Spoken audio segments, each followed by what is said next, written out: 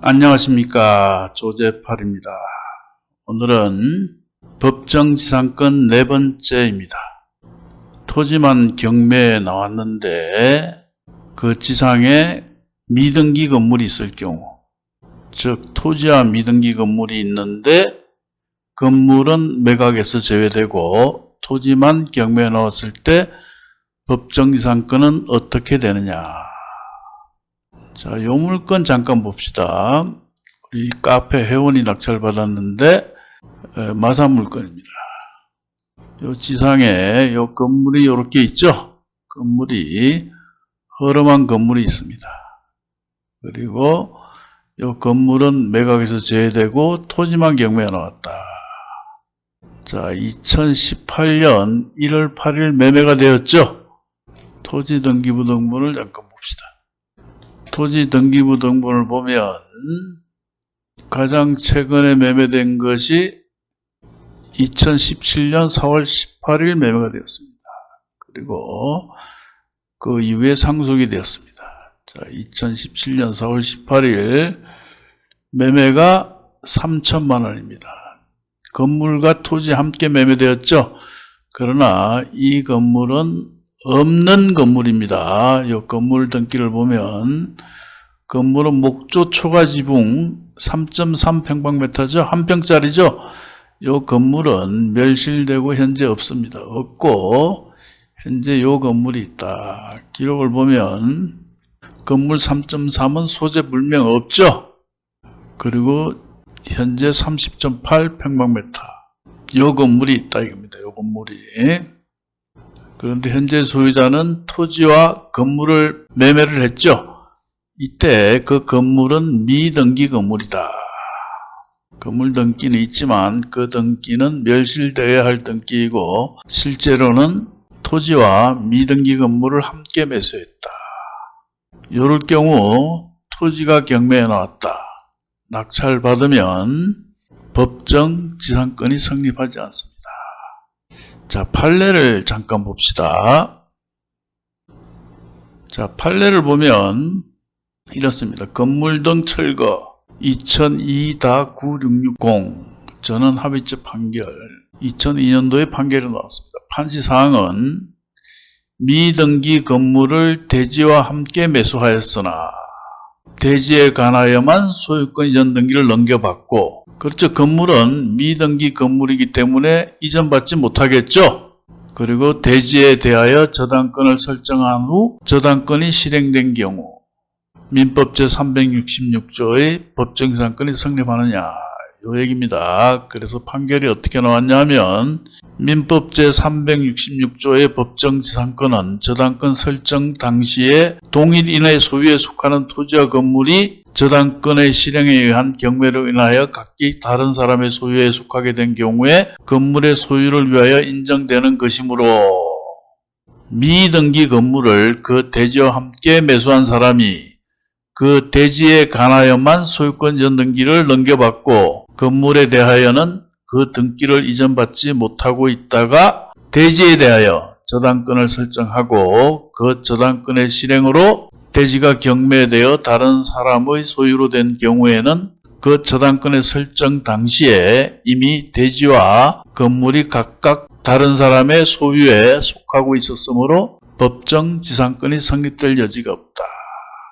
조금 전 그 물건의 경우와 동일합니다. 그런데 여기서 많은 분들이 의문을 가지는 게 요 부분입니다. 요 부분. 미등기 건물을 대지와 함께 매수했다. 그러면 그 미등기 건물의 소유자는 대지 소유자가 아니냐. 그런데 여기 요 판결 요지에 보면 저당권의 설정 당시에 이미 대지와 건물이 각각 다른 사람의 소유에 속하고 있다. 헷갈리죠? 미등기 건물을 대지와 함께 매수했다. 그러면 미등기 건물도 내 소유죠? 그런데 왜 각각 다른 사람의 소유에 속하고 있다. 이렇게 판단을 하느냐 이겁니다. 요거 굉장히 많이 질문들을 합니다. 미등기 건물을 대지에 함께 매수하였으나 대지에 관해만 이전 등기를 넘겨받고 건물을 이전받지 못했죠. 미등기 건물이니까. 그런데 왜 미등기 건물은 같은 소유자로 보지 않느냐? 다른 사람의 소유자로 보고 있죠. 대지와 건물이 각각 다른 사람의 소유에 속하고 있다. 요게요, 굉장히 아리까리할 겁니다. 그러나 그 민법을 보면 이런 게 나옵니다. 민법. 자, 민법 제 186조를 보면 부동산 물건 변동의 효력 이런 게 있습니다. 그 내용은 부동산에 관한 법률 행위로 인한 물건의 득실 변경은 등기하여 그 효력이 있다. 부동산 소유권은 등기에 의한다. 이 내용입니다. 등기를 하지 않으면 소유자로 보지 않는다. 법적으로 그렇다는 얘기. 실질적으로 미등기 건물도 매수했으므로 내 소유자라고 볼 수 있지만 법적으로는 소유자로 보지 않는다. 즉 처분 권한은 있습니다. 미등기 건물에 대한 처분 권한은 있으나 소유자로는 보지 않는다. 즉 그 건물을 지은 원시 취득자를 소유자로 본다 이겁니다. 우리 법정 상권이 약간 특별법적인 성격이 있죠. 내 토지에 내가 건물을 지었다. 그리고 그 토지가 경매로 날아갔다. 그러면 법정 지상권이 성립됩니다. 내 토지에 내가 지었을 경우 특별히 보호를 해준다 이겁니다. 사회적 경제적으로 철거를 하면 아깝기 때문에 내 토지에 내가 건물을 지었을 때는 법정 지상권이라고 하여 보호를 해주지만 토지와 건물을 팔았어요. 미등기 건물을 팔았어. 그럼 그걸 취득한 사람에게는 그 건물에 대해서 법정 지상권 이런 식으로 보호를 해주지 않는다. 미등기 건물을 토지와 함께 매수했다. 그러므로 그 소유자는 원시 취득자, 즉 건물을 지은 사람으로 본다. 이겁니다. 그래서 조금 전 판결문을 보면 그 저당권의 설정 당시에 이미 대지와 건물이 각각 다른 사람의 소유에 속하고 있었다. 이렇게 판단하는 겁니다. 만약 미등기 건물을 등기를 냈다면 당연히 법정 지상권이 성립하겠죠. 그러나 미등기 건물은 이전받지 못하고 대지에 대해서만 이전 등기를 넘겨받았다. 이럴 경우에는 토지 소유자와 건물의 소유자가 다르다고 본다는 겁니다. 이렇게 얘기해도 헷갈리시죠? 그러면 방법이 없습니다. 외우시는 수밖에 없습니다. 토지와 미등기 건물을 매수하고 대지에 관하여만 소유권 등기를 넘겨받고 건물은 이전 등기를 받지 못한 상태에서 대지의 소유자가 바뀌면 법정 지상권 또는 간섭법상 지상권이 성립하지 않는다. 자, 다시 이 물건으로 돌아오면 이 물건이 대지만 경매에 나왔죠? 대지만 경매에 나왔는데 등기를 보면 토지와 건물에 대해서 소유권 이전을 받았죠? 매매 금액은 3천만 원입니다. 즉, 이 소유자는 이 미등기 건물을 매수했다. 토지와 미등기 건물을 함께 매수했다. 그리고 이 미등기 건물은 등기 이전을 받지 못한 겁니다. 그러므로 관습법상 지상권은 성립하지 않는다. 물론 이런 경우 있습니다. 내가 건물을 하나 지었습니다. 미등기 건물이에요. 등기가 없어. 그런데 내가 토지만 이전을 했다. 건물은 이전을 하지 않았습니다. 토지만 이전을 했다. 이럴 경우 그 토지가 경매되어도 법정 지상권은 성립합니다. 내가 주장을 하는 거죠.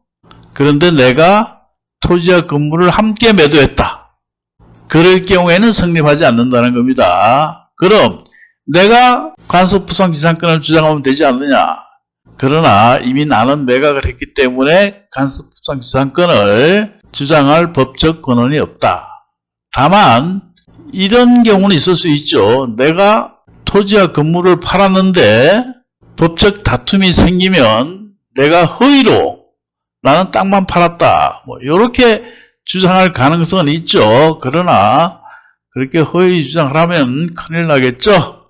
그래서 하여튼 토지와 이렇게 미등기 건물을 함께 매수하고 토지에 대해서 이전 등기를 받고 이 건물에 대해서는 이전 등기를 받지 못했다면 법정 지상권은 성립하지 않는다. 다시 판례를 잠깐 살펴보겠습니다. 그냥 외우세요. 안 되면. 미등기 건물을 대지와 함께 매수하였으나 대지에 관하여만 소유권 이전 등기를 넘겨받고 대지에 대하여 저당권을 설정한 후 저당권이 실행된 후 저당권이 설정한 후 저당권이 실행된 경우 이런 경우는 법정지상권이라고 그러고 강제경매다 이렇게 되면 간섭법상지상권이라고 그러겠죠. 그러나 법정지상권이나 간섭법상지상권이나 성립될 여지가 없다. 설정 당시에 이 대지와 건물의 소유자가 각각 다른 사람의 소유가 요게 헷갈린다 그랬죠. 요거는 그냥 싹 지워버리시고 미등기 건물을 함께 매수한 경우는 법정이상권이 성립될 여지가 없다. 이렇게 판단하시면 정확합니다. 자, 오늘은 미등기 건물을 토지와 함께 매수하였으나 토지만 이전 등기를 받고 건물에 대해서는 이전 등기를 받지 못한 상태에서 그 토지가 경매되었을 경우 법정이상권이 성립하느냐? 결론은 성립하지 않는다. 자, 오늘은 여기까지 하겠습니다. 끝으로 영상을 보시고 도움이 되셨다면 좆댓9R 부탁드립니다.